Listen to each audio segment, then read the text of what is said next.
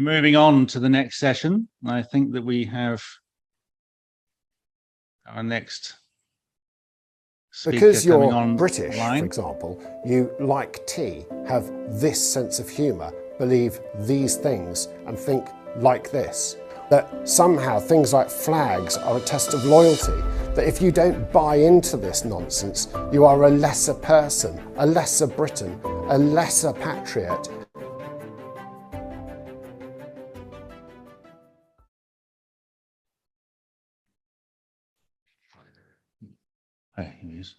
Right, so that was Otto English, who is just joining the call now, or the webinar.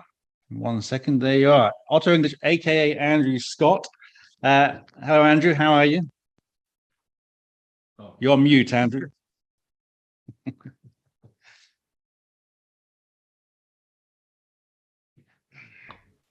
I'm even better than I can speak. Yeah. I think the phrase "you're on mute" has become one of the most commonly used phrases. Yes, welcome. Thank you for joining us. We've got a large audience from around the world, and it's really good to have you taking part in the conference. So we were talking the other day. You were saying that you want to talk a bit about fake history in relation to the royals, the kings and queens, the way that we're taught about it, and what that history really looks like. So I'm going to hand over to you to talk. I'll duck off the screen, and then we'll come back and have a bit of a chat. Okay.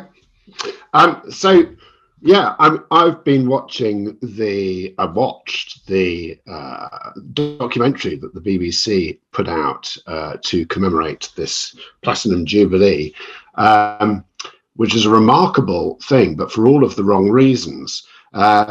It's called The Queen Unseen, and they've pieced together bits of audio and images of from the Queen's home movie collection to create this documentary. As I was watching it, I had a very strong sensation that if this was any other country at any other time, or even our own time now, British people would probably be mocking it. For example, if it was North Korea and you had a Kim Jong-un home movie selection, which was so artfully edited as to be essentially propaganda, I think it would be rightly and widely mocked. In that documentary about the Queen's life, we have a lot of missing people, and we have a lot of repetition of what I call fake history and myths. Key among those is this narrative of our Queen and her parents and her sister Margaret living a sort of simple life of sort of humble royalty, if you like, at 145 Piccadilly, which is their home address where they grew up in the 1920s and 30s, which is upended when her uncle abdicates. There's a lot of stuff going on in that, a lot of fake history going on in that narrative. For a start, their humble childhood home of 145 Piccadilly had at least one large ballroom in it, and I think 30 to 40 bedrooms. This was not some terraced house. And secondly, the entire story around Edward VIII's abdication remains remarkably unknown in its truth, because we don't really know entirely what happened. And he almost certainly didn't abdicate for love, because Edward was, of course, a Nazi. Now, you can't really, I mean, he was a fascist sympathizer and a great admirer of Hitler. Now, people dance around that subject. So when they make films about it, they make films about Edward being in love with Wallis Simpson. We don't have films about Edward the Nazi. If you go back into history, you see pretty much the same thing happen again and again and again. You get monarchs who, even if they're bad monarchs, are somehow portrayed as being part of a path of identity and Britishness, which leads inevitably to our greatness further down the line. And so in the popular imagination, a lot of great kings of England or the United Kingdom or Britain, or whatever you want to call it, we've just got it wrong. and key among those are people like Henry V.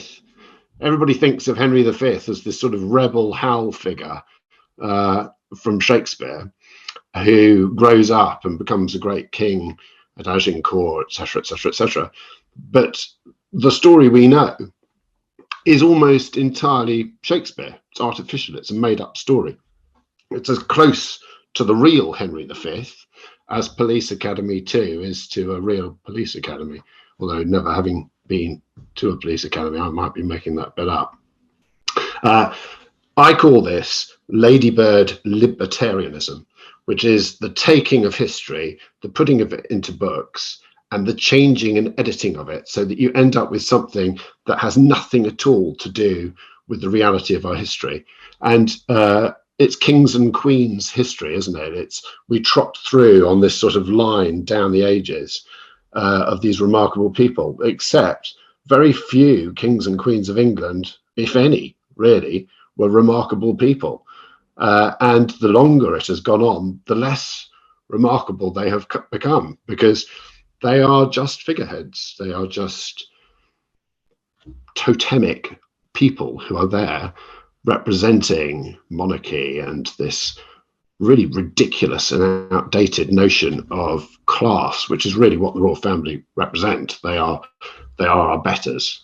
And history books, ladybird books, children's books, all through my own childhood and well into actually my own children's childhood, have portrayed this curious pattern.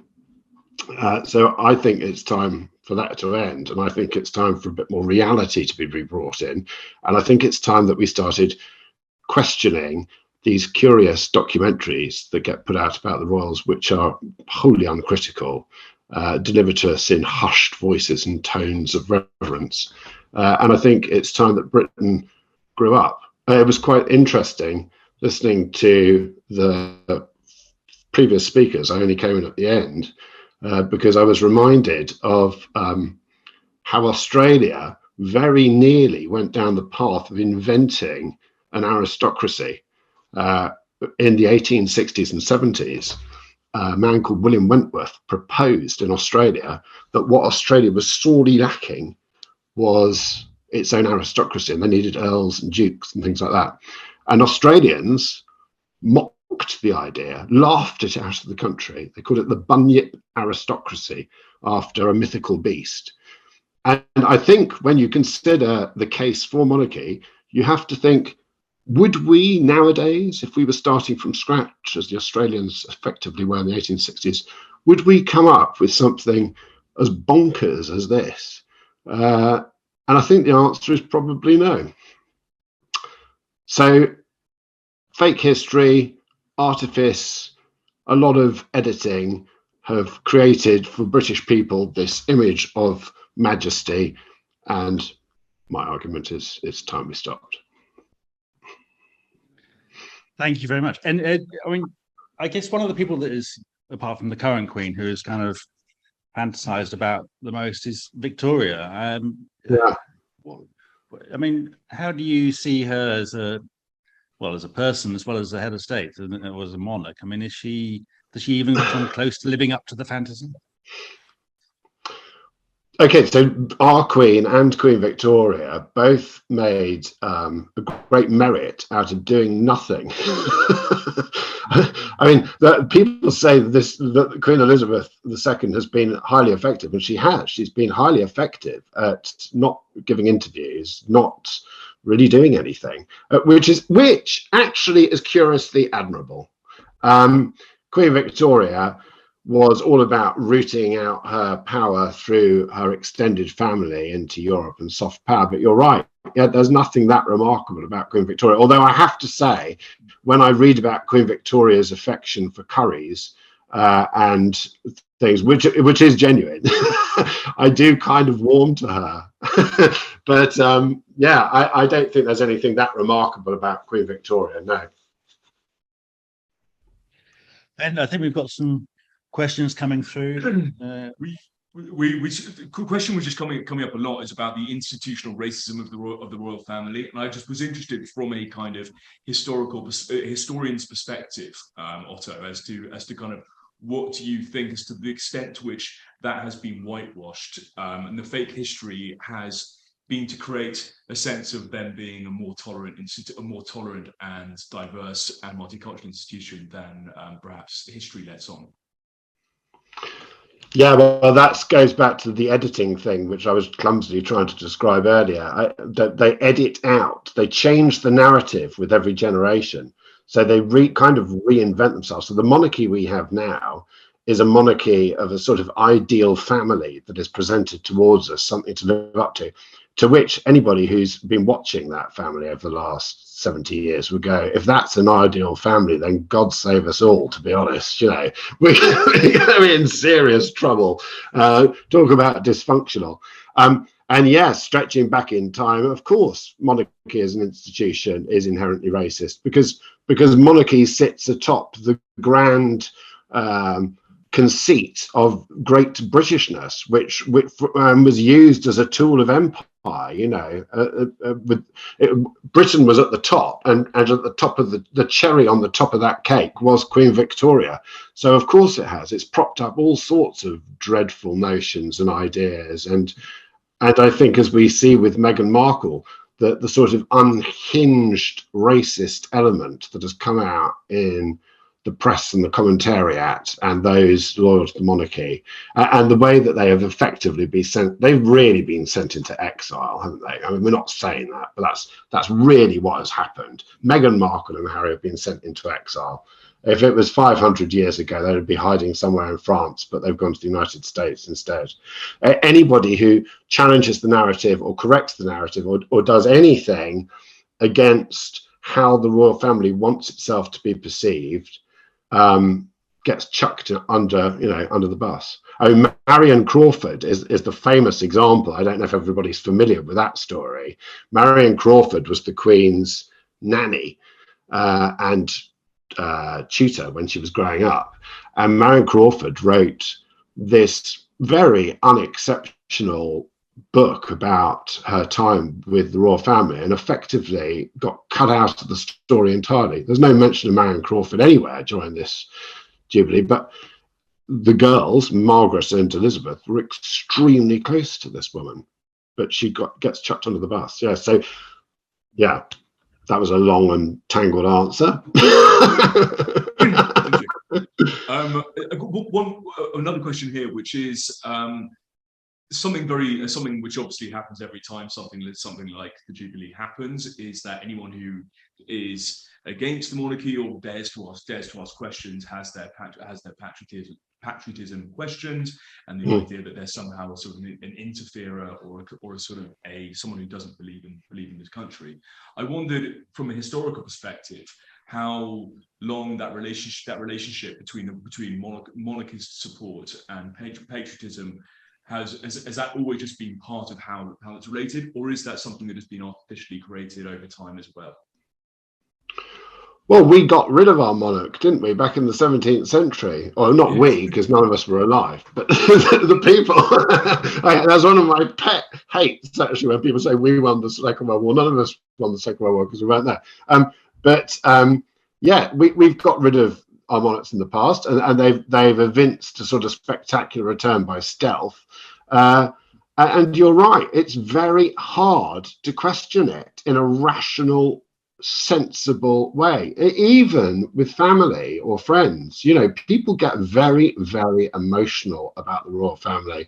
I've written an article myself in the past about how I was at a dinner party 20 odd years ago, where I sort of expressed mild Republican sentiment, and was effectively, we were never asked again. It wasn't me banging the table saying we need to drag them out of Buckingham Palace. It is very hard to have these discussions, and that's why I welcome this, actually, because this is a conversation that needs to be had. And it's ridiculous that in a supposedly advanced democracy like ours, you cannot discuss rationally whether this pre-medieval system of government and head of state through birthright continues. It's utterly ridiculous. Yeah. And I think, yes, it's always been mocked. And whenever they change anything in the past, for example, after the English Civil War, they kicked all of the bishops out of the House of Lords, but then they bring them back again. So everything's done through compromise. and it goes beyond the monarchy. We're in this ridiculous situation where we still have 92 or 93 hereditary peers in the House of Lords who vote themselves in every now and then. The whole system is built around notions of class, and yeah, it's ridiculous. Yep. Any more? I think that was it. It was a lot about the racism in the history of it. So I think so we've covered some of that. So you touched on, we don't really get into the Civil War and all that kind of stuff, but I know that people do have a very strange sense of our entire history story going all the way back to Norman times. I mean, and also so you've got the Norman invasion, you've got obviously the Civil War, you've got all the various changes of kings when they used to fight over it. And then you've got the Glorious Revolution as well, which is followed not long after by the succession of George the First, who I think was something like 55th on the line of succession or something like that. I mean, don't start me on that. So that's a source of fascination. It's the Queen, the Sofia Naturalization Act of 1701. They basically ran out of suitable candidates, so they made up this thing that anybody who was a descendant of Sophia of Hanover, I think it was automatically British. And I don't think Sophia even ever set foot in England. The law still says that it's the monarch will be the heir and successor of Sophia, the Electress of Hanover. That's it. You know, they haven't had that. An electress is someone who is one of the few people that helped elect the emperor of the Holy Roman Empire. So that's how mad it is that is the basis of our hereditary monarchy. But it is interesting that these things get then woven into this narrative about our history as if it was all some kind of natural progression of greatness. You know, that we had the Restoration followed by the Glorious Revolution, and I can't remember who said it was neither revolution nor glorious, which again was a coup by the Dutch in some interpretation. And then this extraordinary importing of the family of the Electress. I mean, it's quite an odd thing that we've sort of managed to. We have such complete. There's a huge detachment between what actually happened in those sequence of events and the way that we try and project it as very British. Yes, absolutely. I mean, I've returned to Ladybird books, which is as you can see, my pet hobby. I reread a whole load of Ladybird books whilst writing my book. And the Charles II one is particularly fascinating because, again, a lot of people, even today, see Charles II as a sort of remarkable sort of dandy who came back and walked amongst his people and all this kind of stuff. It's all a load of old hogwash. And you know, any cursory study of the era following the restoration of the monarchy shows that there was huge anti-Charles sentiment. You know, he was not a popular king at all. But the Ladybird books that I grew up with, and which millions of British children grew up with, even in the 70s and 80s, tell a completely different story. So you embed in people this fake history, this false sense of the narrative, in which people the English have always loved their kings and queens, and it's always been the case. And it's just not true. You know, Republican sentiment has been around for a very long time. Yeah. And we've had a few questions about sort of unrelated about Keir Starmer coming out in support of, you know, his asking the Telegraph about you know, it's our patriotic duty to love the royal family and celebrate the Queen, you know, versus Lisa Nandy, who's come out against it. And lots of people have been talking about sort of the history of republicanism in this country. How did the Labour Party fall from Keir Hardie to Keir Starmer in terms of its understanding of it? And I just wondered if you, from a historian's perspective, could talk a bit around, you know, this idea that in the past everybody was a monarchist just by default, and actually that's a sort of artificial history in and of itself. And actually there is a strong tradition of republicanism within this country, and the extent to which that is part of our actual history. There is also a long history of people not necessarily being Republicans, but disliking the monarch of the time. And that's where Queen Elizabeth is different, because she is, whether people in this conference might like it or not, she is broadly very popular with people. Quite how she has become popular, you can argue over, but she is undeniably popular. I think Keir Starmer's problem is that Keir Starmer wants to win over enough people to be elected prime minister, and he has to demonstrate himself to be a moderate after the Corbyn years. So what Keir Starmer and what the Telegraph is putting out and what Keir Starmer is saying or purporting to write is not necessarily, perhaps, I don't know Keir Starmer, but not necessarily perhaps what Keir Starmer might think. That's the dirty graft of politics. But if you go back pre-Elizabeth, her father was popular during the war years, but that's again because as far as we're aware, but that again is because a narrative was being written of them being able to look the EastEnders in their eyes and all that kind of stuff. Certainly people of previous generations didn't necessarily like these monarchs, or they just didn't think of any alternative. Britain had a monarchy, that's how it was. And I think that the debate around monarchy should be part of a much broader debate about what Britain does going forward as a country and how it imagines itself, because there's so much dry rot in our institutions that should have been weeded out a very long time ago. And if Brexit has done anything good for this country, it has at least drawn back the curtain on that rot. That we were always told our monarch was there as a constitutional backstop that would defend us from bad leaders and things like that. Well, we have perhaps the worst leader this country has had in 100 years, and all the Queen has done is go to the horse races and wave from a balcony. She, as a constitutional backstop, she's been as much good as a bag of cottage cheese. This is very true. Have you had sight of this wonderful book they've been sending to every school child in England, which didn't, I think I say England, it didn't get past the governments of Scotland and Wales, I don't think. Have you seen any of it? Did they send it to secondary schools as well? I think so. I think it went to every school child. I'm not quite sure. I did have I think I saw a PDF of it at some point and had a brief perusal. But the conservative-minded people like nothing more than sending a book into a school which the school's children will never ever look at.